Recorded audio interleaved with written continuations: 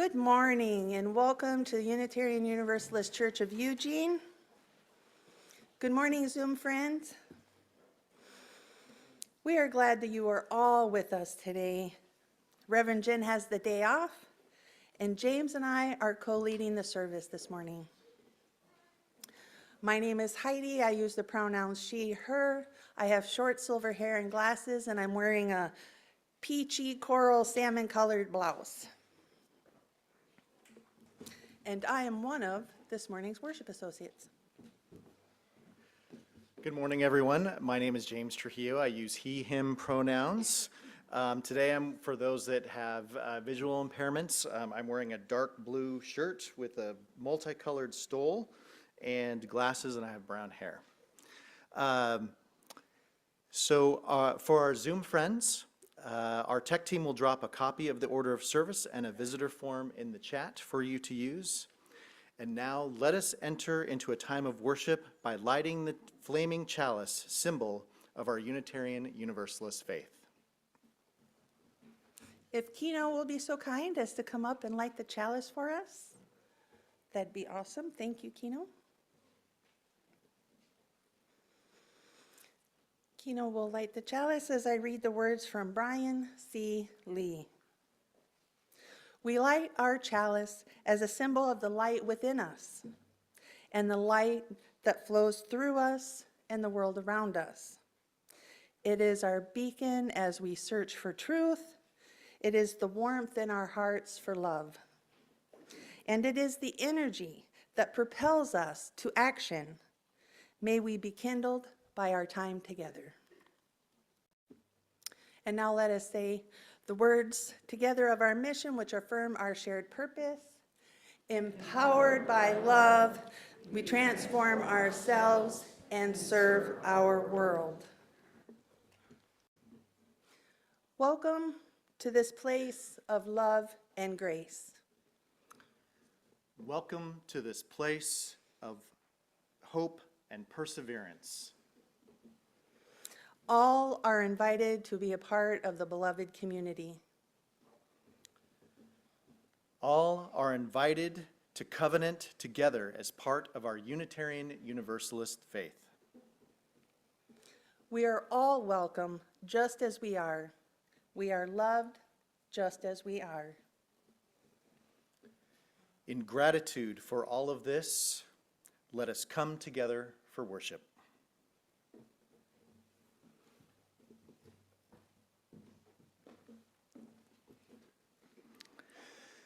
Our meditational prayer this morning is Blanket Fort Prayer by Helen H.P. Rivers. Meet me at the altar of banned books, Blanket Fort Sanctuary. We will dance to a chorus of children's laughter. Meet me in the joy, the sorrow, beneath the rainbow banner. Bring your questions, cares, concerns. Bring the glitter in your pocket and the sparkle in your smile. Bring your heavy heart, your favorite mug, your very best swear words. Set down your very bravest face. Meet me in the heartbeat between what has been and what will be. Meet me in the flicker of our eternal flame. We need not face this moment alone. Blessed be. Our first reading this morning is Leading Las Posadas, written by Tanya Marquez. And the author starts with a quote. Ritual is a form of direct knowing, something indigenous to the psyche. It has evolved with us, taking knowing into the bone, into our very marrow. And that was written by Francis Weller in The Wild Edge of Sorrow. Now the author writes, when I was growing up in Tijuana, Mexico, our neighborhood would celebrate the traditional posadas every December. Beginning on the 16th, the neighbors would come together to choose a date when each of them would host a posada, and every day for 9 days, we would gather to walk around the streets while praying the rosary and singing carols. People processed carrying candles and sparklers, and the person leading the rosary was always in the front. Most of the time, that was my mom. But I loved it when she couldn't attend, and I got to lead the procession. My grandmother taught me how to pray the rosary when I was 6 years old, and she infused in me the confidence to take on this role in my community. It made me feel so proud to contribute to the celebration in this way. I never kept count of the people who joined the procession, but by the time we got to the hosting home and sang the Posada song, the group was twice as large as when we started. Of course, that was because the hosting home always offered coffee and pan dulce. But sometimes they would go as far as having tamales, ponche, or other traditional Christmas time dishes. The procession always ended in a communal gathering, a fiesta, where children played, grown-ups talked, and everyone ate. The last posada, when we celebrated the birth of baby Jesus, was always at my neighbor's house. It was a big celebration with piñatas, candies, a full meal, and the traditional ritual of singing the baby Jesus to sleep. Many of us children participated in these festivities. The sense of joy and belonging we drew from them was very deep and strong. It was a time when the neighborhood came together, when people opened their homes to others, and when no one was turned away when the food was served. This is what rituals do. They're embedded with a deeper meaning, and they touch our lives in significant ways. Praying the rosary and reenacting the struggle of Mary and Joseph for a place to stay was the outer expression of our faith. But the communal experience of sharing and belonging was the expression of our deep humanity. Every time we opened up ourselves to one another, we were becoming more human without knowing it.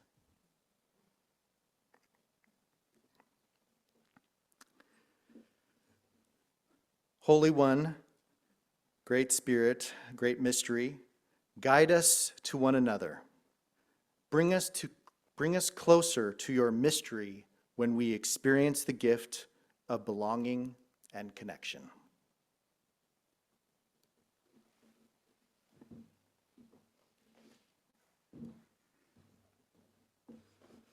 Thank you, James, for that reading about a cultural tradition that brings community together and helps create a meaningful passage of time.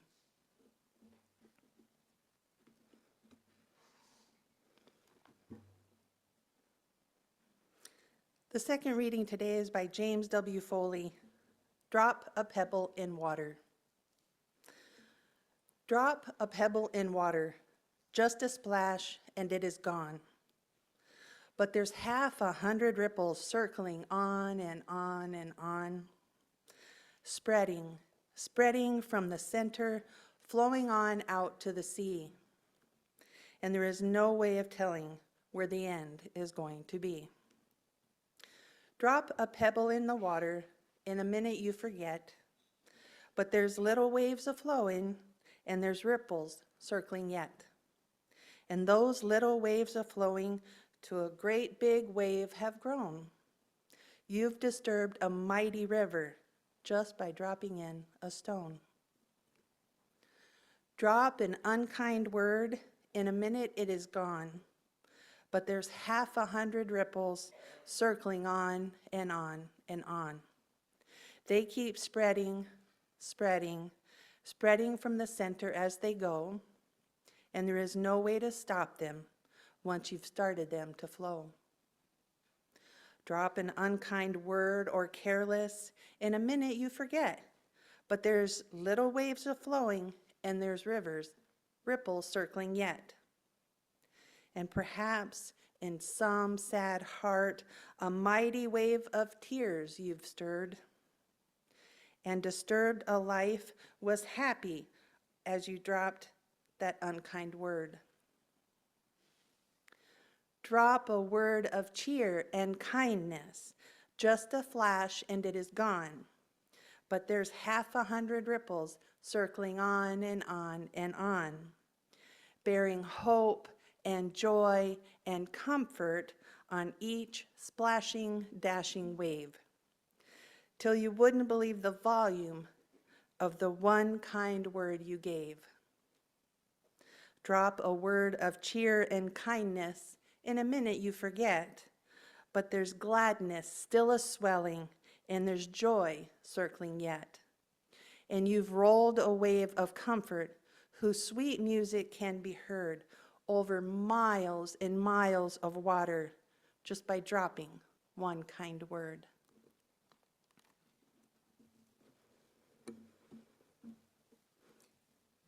In Unitarian Universalism, lighting a candle for joys and sorrows signifies a communal practice where we share personal experiences of both happiness and grief, creating a space for mutual support and acknowledging that life is both full of positive and negative aspects, all within the context of a supportive community. The candle flame represents a shared light of understanding and connection, even in times of hardship. However, we know we cannot please everyone all the time, but we really do try. The worship arts team has considered the pros and cons of utilizing the tea lights for joys and sorrows, from how many we go through to the challenge of how best to light them safely.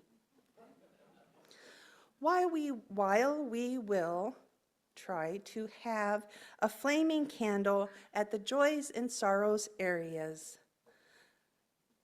let us embrace the first R of reduce, reuse, recycle, and concentrate our energies into the ritual of pebbles in water. Mother Teresa once said, "I alone cannot change the world, but I can cast a stone across the water to create many ripples." Now is the time in our service when we will express our joys, concerns, and sorrows through dropping a pebble in water. We are reminded of this ritual that in community, our sharp edges are worn off by the tumbling together of our lives, like pebbles in water. When we use these pebbles again and again, we are also reminded that our joys and sorrows have been experienced by others, and so we do not need to feel alone with them. While Suzanne plays, you may write your joys and sorrows in the book on the table over there, and you may drop a stone in water at the various stations that we have there, and by the book. Zoom friends, please type your joys and sorrows into the chat, and if you have a stone nearby to hold and imbue with your joys, sorrows, and concerns, you may do so. Good morning, everybody. Is that too loud? So I'm Terry Wright. I'm an older white woman, brown hair, red sweater, and a colorful scarf from Guatemala. And I also serve as the volunteer liaison from this church to the state level group called Oregon UU Voices for Justice. During our monthly meetings, we liaisons from all of our various churches in Oregon share what our churches are doing to promote justice and the environment. And I'm here today to unveil a new idea from UUCE's very own Justice Council to help make taking action fun. This is our new Justice Action Thermometer to show all of the good works of our church members. I know that many of you are doing wonderful work in the community, from volunteering at the food bank to providing meals to St. Vinny's Family Shelter and more. But during these turbulent times, our society needs your energy even more. So it would be good to stretch yourself a bit more and maybe go beyond your comfort zone. Attend a protest, call an elected official, protect a vulnerable person. All of these actions I've described and others that you do will earn you a dot that you place here.